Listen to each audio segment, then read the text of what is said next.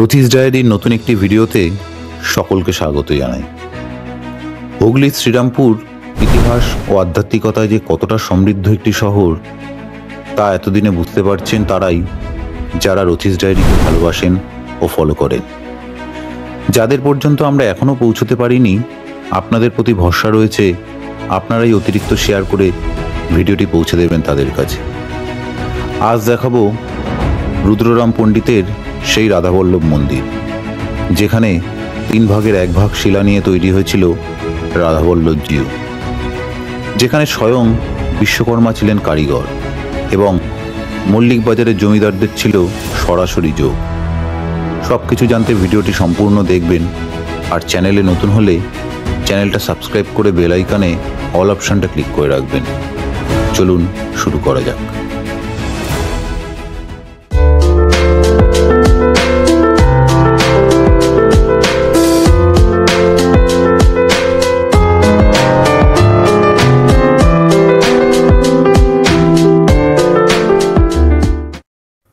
ভিডিওটা শুরু করার আগে একটা কথা, এই ভিডিওটা বুঝতে গেলে আপনাকে জানতে হবে রুদ্ররাম পণ্ডিতকে।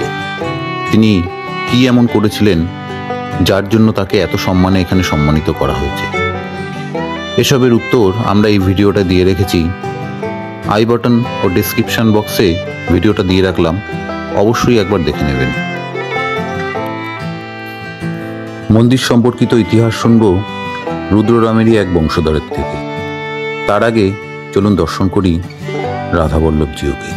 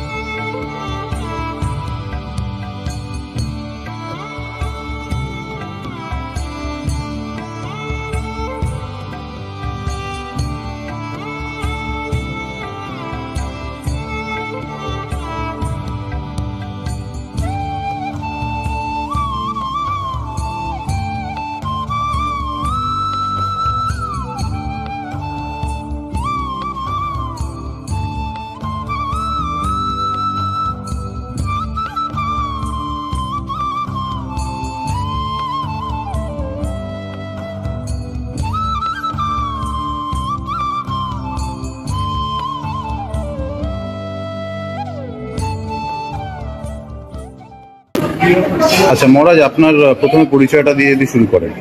আমার পরিচয়, আমি এই রাধাবল্লভ মন্দির ট্রাস্টি সভাপতি। আচ্ছা, আপনার নামটা? আমার নাম প্রদোষ চক্রবর্তী। আচ্ছা, আমাদের এই মন্দির রাধাবল্লভ প্রতিষ্ঠিত করেন রুদ্ররাম পণ্ডিত, যিনি 3 ঠাকুর তৈরি করেন। আপনারা নিশ্চয়ই শুনেছেন, খর্দার শ্যামসুন্দর, শ্রীরামপুরের রাধাবল্লভ আর সাঁইবনের নন্দদুলা। নবাবের সিংহরাজায় একটা পাথর ছিল, পাথরটা ঘাম ছিল। তা রুদ্ররাম পণ্ডিত স্বপ্নাদেশে মহামন্ত্রীর কাছে ওই পাথরটি নিয়ে একই রাত্রে কথিত আছে যে বিশ্বকর্মা স্বয়ং ওনাকে সাহায্য করে একই দিনে মাঘী পূর্ণিমার দিনকে 3টে কৃষ্ণমূর্তি তৈরি করে।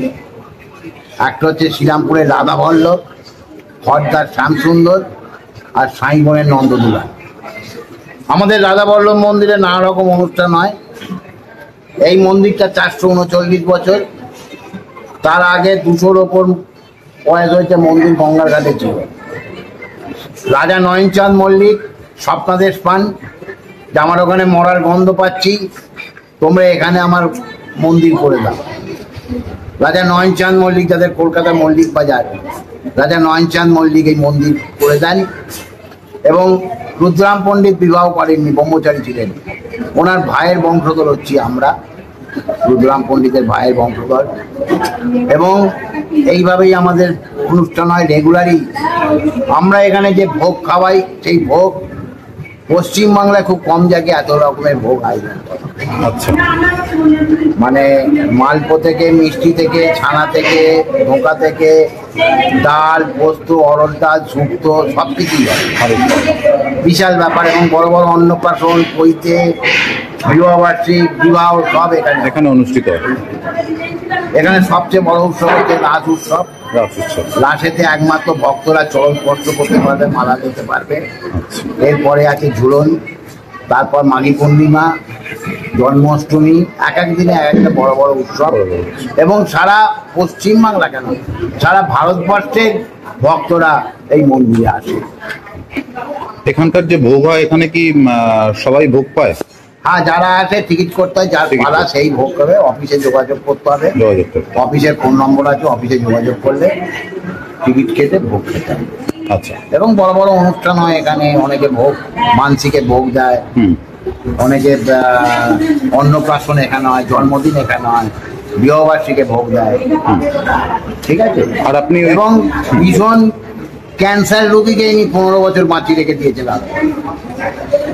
এই রাধাবল্লভকে যদি বিশ্বাস করা যায়, এনার যে কি দান, এটা না পেলে বুঝতে পারা যাবে। আমি এটাই জিজ্ঞাসা করবো ভাবছিলাম আপনাকে, আপনি যদি এরকম আরো দু একটা কিছু উদাহরণ দেন। উদাহরণ দিন, একটা ক্যান্সার পেশেন্ট 15 বছর বেঁচে আছে, একটা কিডনি পেশেন্ট 15 বছর বেঁচে আছে, এবং মৃত্যুর শয্যায় ডাক্তার জবাব দিয়ে দিয়েছে, সে রাধাবল্লভের কাছে এখানে এসে ধর্ণা দিয়েছে, কিন্তু তাকে বাঁচিয়ে দিয়েছে। রাধাবল্লভ হচ্ছে জাগ্রত। যদি ভক্তি করে বিশ্বাস নিয়ে রাধাবল্লভকে ডাকা যায়, রাধাবল্লভ ঠিক তাকে উদ্ধার করে দেবে। প্রচুর নমুনা আছে, দূর দূর থেকে লোক আছে এই রাধাবল্লভ মন্দিরে, দূর দূর থেকে লোক আছে।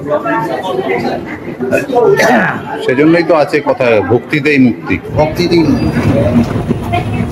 ঠিক আছে।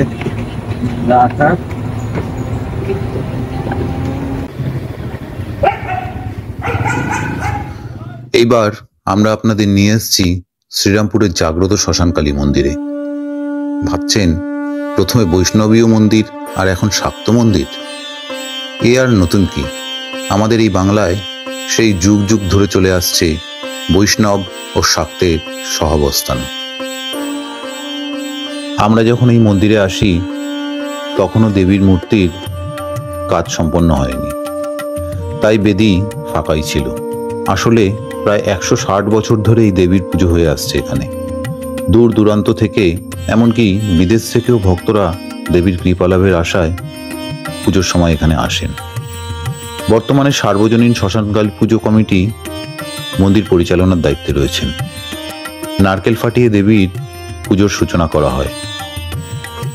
প্রথমে দেবী চণ্ডীর পুজো হয়, তারপরে শ্মশানকালীর পুজো হয়। পূজা শেষে প্রসাদী ফল হাসপাতাল ও বৃদ্ধাশ্রমে প্রদান করা হয়।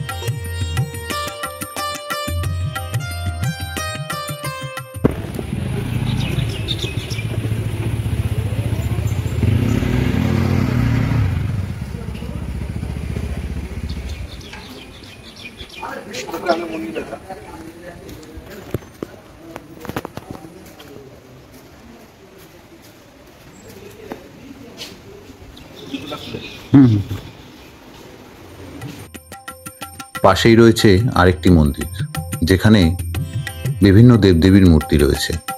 চলুন দর্শন করা যাক।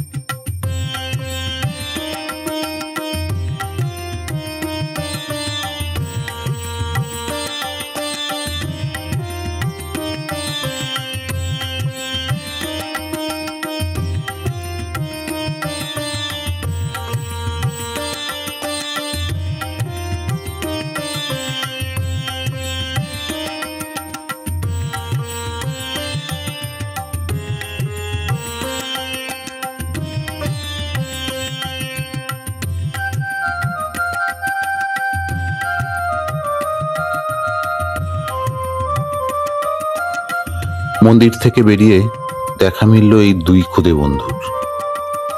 ভিডিওটা কেমন লাগলো কমেন্টে জানালে আমাদের উৎসাহ গুণিতকে বাড়তে থাকে।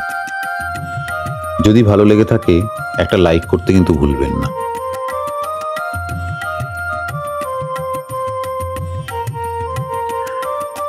ফিরছি পরের পর্বে ঐতিহাসিক মাহেশের রথ নিয়ে। ভালো থাকবেন।